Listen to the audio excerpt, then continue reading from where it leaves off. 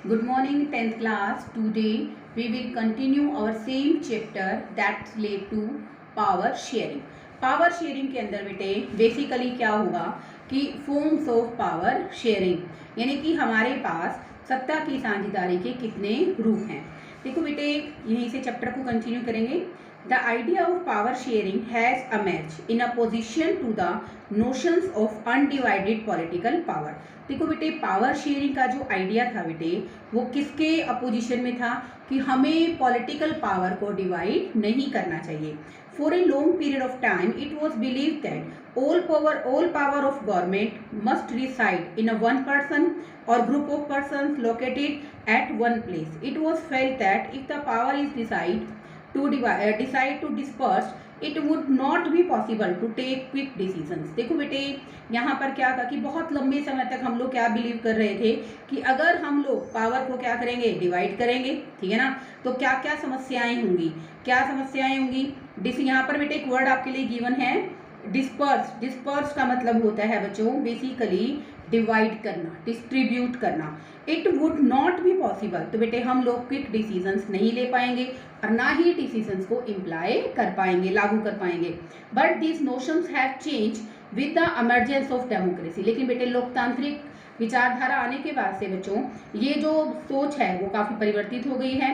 One basic principle of democracy is that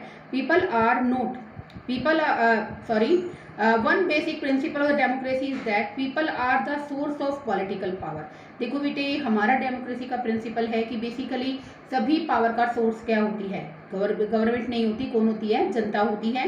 and in a democracy people rule themselves through the institution of self governance. इसका मतलब बेटे खुद जनता है अपनी खुद की सरकार के द्वारा, अपनी चुनी गई सरकार के द्वारा क्या चाहती है, शासन चलाना चाहती है। इन अ गुड डेमोक्रेसी बेटे अगर हम डेमोक्रेटिक गवर्नमेंट की बात करें तो यहाँ पर बेटे हमें क्या करना चाहिए, एक अच्छी लोकतांत्रिक सरकार कौन सी होती है बेटे, जहाँ पर सभी के सभी जो सिटीजन्स हैं, डिफरेंट सोशल ग्रुप के जो लोग हैं वो एग्जिस्ट करें, हर एक को बेटे अपनी जो विचार हैं, जो उनके बेसिकली आइडियाज हैं उनको शेप देने का मौका मिले। Therefore it follows that in a democracy political power should be distributed among as many citizens are possible. तो बेटे बेसिकली क्या होना चाहिए कि जहाँ पर हमारी जो डेमोक्रेसी पॉलिटिकल पावर है उसको डिस्ट्रीब्यूट कर देना चाहिए जितना कि पॉसिबल हो सके। In modern democracies power sharing arrangements can take many forms. देखो बेटे आधुनिक लोकतंत्र के अंदर बहुत सारे तरीके हैं हमारे पास जिसके थ्रू हम लोग क्या करते हैं, पावर शेयरिंग करते हैं। तो बेटा there are 4 types of power sharing. First one है बेटे power is shared among different organs of the government. तो गवर्नमेंट के डिफरेंट ऑर्गन्स के बीच में पावर को डिवाइड करना। सेकेंड पॉइंट है बेटे power can be shared among government at different level. सरकार के विभिन्न स्तरों पर क्या करना, पावर शेयरिंग करना। थर्ड है स्टूडेंट यहाँ पर power also be shared among different social groups. Different social groups के अंदर पावर को क्या करना, शेयर करना। और फोर्थ है बेटे power sharing arrangements can also be the way political groups, pressure groups and movements के थ्रू क्या करना, पावर शेयरिंग करना। तो बेटे हम फर्स्ट पॉइंट के बारे में पढ़ेंगे। Power is shared among different organs of the government such as legislature, executive और जुडिशरी। ओके, इसी को ही बेटे हम लोग क्या कहते हैं, हॉरिजॉन्टल डिस्ट्रीब्यूशन ऑफ पावर। क्योंकि बेटे it allows different organs of the government place the same level to exercise different powers. अब देखो बेटे यहाँ पर ये जितने भी बेसिकली ऑर्गन्स हैं कौन कौन से हैं बच्चों, यहाँ पर जैसे लेजिस्लेचर है, विधायिका जो कानून बनाती है, एग्जीक्यूटिव जो उसको इम्प्लीमेंट करती है, जुडिशरी जो क्या करती है, जज से रिलेटेड जो है वो सारा क्या है बच्चों, जुडिशरी का है। तो बेटे ये क्या करती है, डिफरेंट ऑर्गन्स को, ठीक है ना, सेम लेवल पर डिफरेंट पावर प्रोवाइड करती है। Such a separation ensure that none of the organ can exercise unlimited power. इसके कारण बेटे बेसिकली कोई भी गवर्नमेंट का एक ऑर्गन, कोई भी एक ऑर्गन गवर्नमेंट का उसके पास अनलिमिटेड पावर नहीं होती है। Each organ check the others, एक ऑर्गन बेटे बाकी सबको क्या करेगा, चेक करेगा। इसलिए बेटे इसको क्या कहते हैं, चेक एंड बैलेंस भी कहते हैं। क्या कहते हैं इसको, चेक एंड बैलेंस भी कहते हैं। लास्ट ईयर बेटे आपने पढ़ा था डेमोक्रेसी के अंदर जो मिनिस्टर्स होते हैं, गवर्नमेंट ऑफिशियल्स होते हैं, उनके पास पावर होती है, वो पार्लियामेंट के लिए क्या है, रिस्पॉन्सिबल है। ऐसे ही बेटे ऑल द जज को कौन अपॉइंट करता है, एग्जीक्यूटिव अपॉइंट करते हैं, और ये बेसिकली क्या करते हैं, फंक्शनिंग को चेक करते हैं, ठीक है। और laws made by the legislature, और जो लेजिस्लेचर है बेटे वो क्या करती है, कानून बनाती है। तो बेटे इसी सिस्टम को हम लोग क्या कहते हैं, चेक एंड बैलेंस सिस्टम कहते हैं, ठीक है। सेकेंड है स्टूडेंट हमारा, powers can be shared among governments eight different level. देखो बेटे पावर्स को हम लोग डिफरेंट गवर्नमेंट में भी शेयर कर सकते हैं। जैसे बेटा सेंट्रल गवर्नमेंट है, नीचे उससे नीचे क्या है बेटे हमारी स्टेट गवर्नमेंट, और उसके बाद अगर हम बात करते हैं गांव के अंदर ग्राम पंचायत, और शहरों के अंदर बेसिकली क्या होती है, म्यूनिसिपल कमेटीज होती हैं। और वैसे बेटे डिफरेंट क्षेत्रों के अंदर क्या होता है बेटे, डिफरेंट गवर्नमेंट होती है। तो अब देखो बेटे power can be shared among government at different level. इस general government for the entire country, पूरी देश के लिए एक सरकार का, and government at the provincial और रीजनल लेवल। ऐसे ही बेटे सरकार क्या हो सकती है, रीजनल क्षेत्रीय आधार पर भी हो सकती है, प्रांतीय आधार पर भी हो सकती है। A general government for the entire country, जो बेटे पूरी बेसिकली एक ही तरह की सरकार पूरे देश पर शासन करती है, तो उसको हम लोग क्या कहते हैं बेटा, फेडरल गवर्नमेंट। क्या कहते हैं उसको, फेडरल गवर्नमेंट। फेडरल गवर्नमेंट वो होती है बेटे जहां पर एक देश पर एक ही सरकार क्या करती है, कंट्रोल करती है। And in India we refer to it, हम भारत के अंदर बेटे इसको क्या कहते हैं, सेंट्रल और यूनियन गवर्नमेंट के नाम से जानते हैं। The government at the state और प्रोविंशियल लेवल, जो बेटे बेसिकली प्रोविंशियल प्रांतीय लेवल पर क्षेत्रीय आधार पर काम करती है, उसको भी हम लोग डिफरेंट नेम से जानते हैं। इंडिया में हम कुछ नाम से जानते हैं, उसको स्टेट गवर्नमेंट के नाम से जानते हैं, okay. And this system is not allowed in all countries. ये बेटे इसी तरह का जो सिस्टम है ना, सभी देशों में अलाउ नहीं है, लेकिन बेटे भारत के अंदर क्या है, फेडरल सिस्टम है। बेटे नेक्स्ट चैप्टर जो है आपका वो फेडरलिज्म से रिलेटेड है, वहां पर हम इसको बहुत अच्छी तरीके से ब्रीफ में पढ़ेंगे, okay. And this system is not followed in all countries, there are many countries where there are no provincial और स्टेट गवर्नमेंट। बेटे अगर हम बात करें, यहाँ पर ऐसे बहुत सारे देश हैं बेटे जहाँ पर कोई प्रोविंशियल, कोई राज्य और कोई प्रांतीय सरकारें नहीं है, but in those countries like ours, हम अपने भारत देश की बात करें बेटा, हमारे पास बेटे डिफरेंट लेवल हैं गवर्नमेंट के। जैसे अगर हम बात करते हैं यहाँ पर, the constitution clearly lays down the power of different levels of the government, और हमारे कॉन्स्टिट्यूशन में, हमारे संविधान में इन सभी सरकारों की शक्तियों का पूर्ण रूप से वर्णन किया गया है। This is what they did in Belgium. जैसे बेल्जियम के अंदर बेटे फेडरल सिस्टम को अपनाया गया, जबकि श्रीलंका ने फेडरल सिस्टम को फॉलो नहीं किया। इसी को ही बेटे हम लोग क्या कहते हैं, फेडरल डिवीजन ऑफ पावर। अगर क्वेश्चन आ जाए फेडरल डिवीजन ऑफ पावर क्या है, कि गवर्नमेंट ने डिफरेंट लेवल पर गवर्नमेंट को डिवाइड किया गया है, इसी को ही बेटे हम लोग क्या कहते हैं, federal division of power. The same principle can be extended to levels of government then the lower then the state government. जो ये सेम प्रिंसिपल है बेटे, ये हमारे सभी लेवल्स पर अप्लाई होगा। लोअर उससे नीचे क्या होगी, हमारी स्टेट गवर्नमेंट, सेंट्रल से नीचे कौन सी गवर्नमेंट होगी, हमारी स्टेट गवर्नमेंट, और स्टेट गवर्नमेंट से नीचे एज द म्यूनिसिपैलिटी और पंचायत। लेट अस इस डिवीजन को बेटे, बेसिकली ये डिवीजन किस तरह से बंटवारा कर रहा है, higher and lower levels of the government. इसी को बेटे हम लोग क्या कहते हैं, वर्टिकल डिवीजन ऑफ पावर, ठीक है।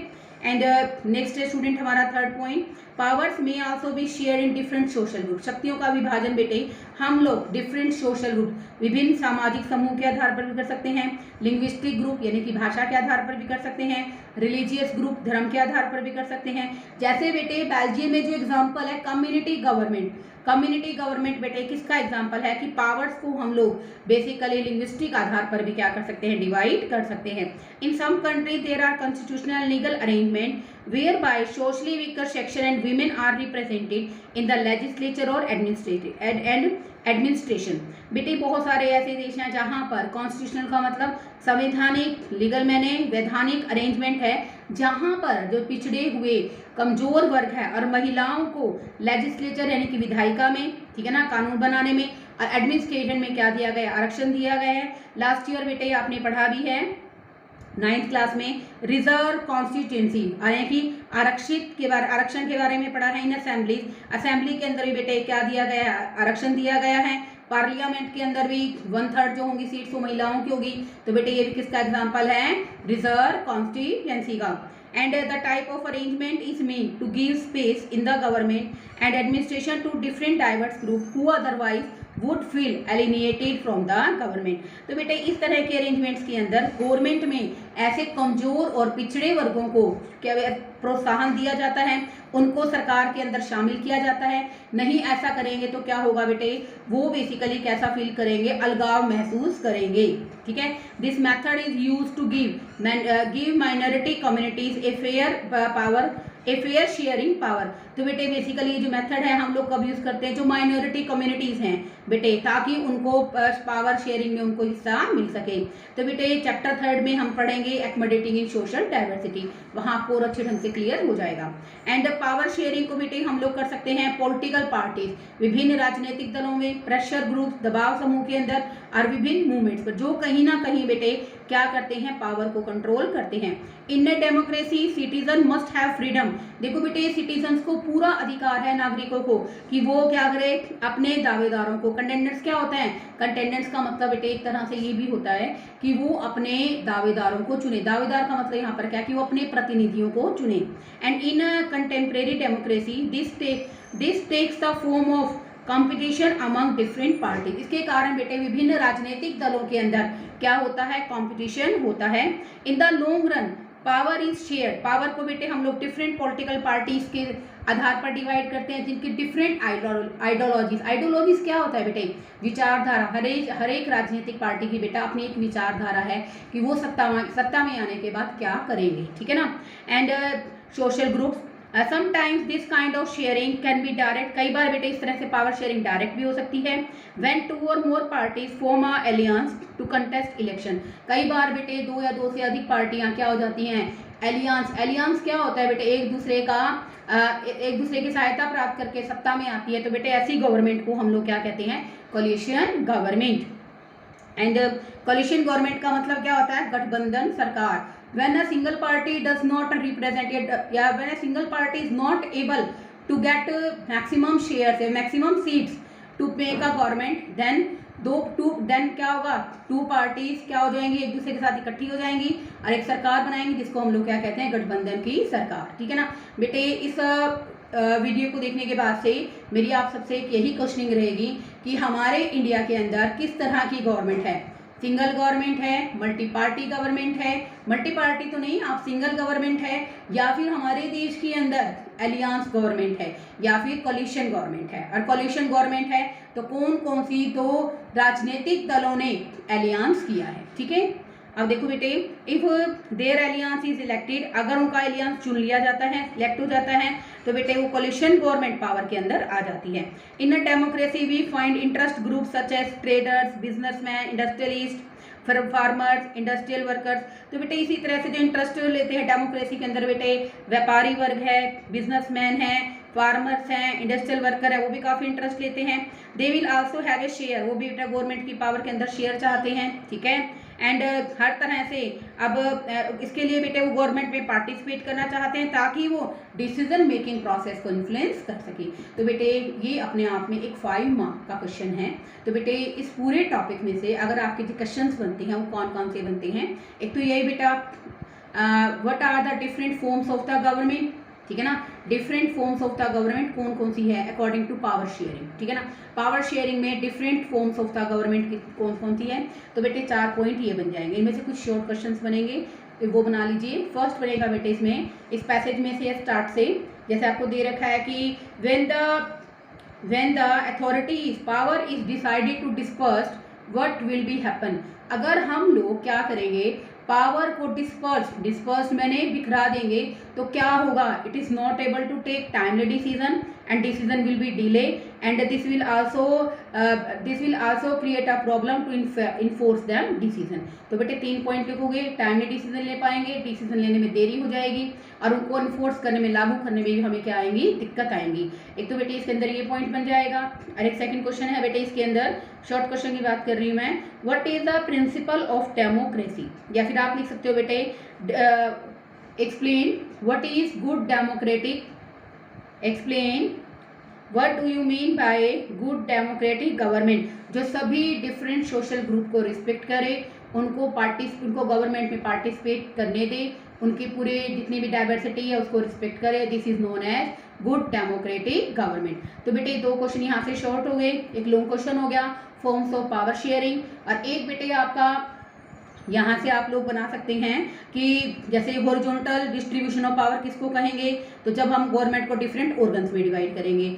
वर्टिकल किसको कहेंगे, जब हम लोग डिफरेंट लेवल की गवर्नमेंट को डिफरेंट पावर प्रोवाइड करेंगे। ओके, और बेटा एक शॉर्ट क्वेश्चन और होगा, what do you mean by coalition government. तो बेटे आज इस वीडियो के साथ आपका ये चैप्टर कंप्लीट हो जाता है, ठीक है।